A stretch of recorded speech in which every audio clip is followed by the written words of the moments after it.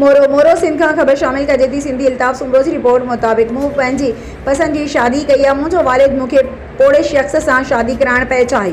मूं मर्ज़ी सां शादी कई त कारोकारी जे इल्ज़ाम में क़त्ल करण जूं धमकियूं मिली रहियूं आहिनि। जान खे ख़तरो आहे। तहफ़ुज़ फराहम कयो वञे। दरबेलो वासण नारी नसीम दी मोहम्मद जुमन सियाल भागो देरो रहवासी पंहिंजे सोट नौजवान गुलशेर वल्द मोहम्मद कासिम सियाल सां मोरो जी अदालत में प्यार सोपाणो करे छॾियो।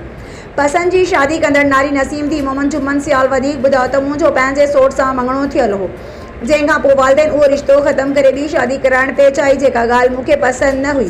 जंहिं ते मूं पंहिंजी रज़ा ख़ुशी सां गुलशेर सियाल सां अदालत में शादी कई आहे। हाणे मुंहिंजो पीउ ऐं भाइर चाचा मामा भेणीवो ऐं ॿिया मिट माइट मुंहिंजे मुड़ुस ऐं साहुरनि जे जान सां वेरी बणिजी विया आहिनि ऐं असां मथां कूड़ा केस करे कारोकारी जे इल्ज़ाम हेठि क़त्ल करण जूं धमकियूं ॾेई रहिया आहिनि। जंहिं करे असांखे ख़तरो आहे। धमकियूं ॾींदड़नि ख़िलाफ़ क़ानूनी क़दम खणी असांखे तहफ़ुज़ फ़राहम कयो वञे त जीअं असीं पंहिंजी ज़िंदगी मर्ज़ी मुताबिक़ गुज़ारे सघूं।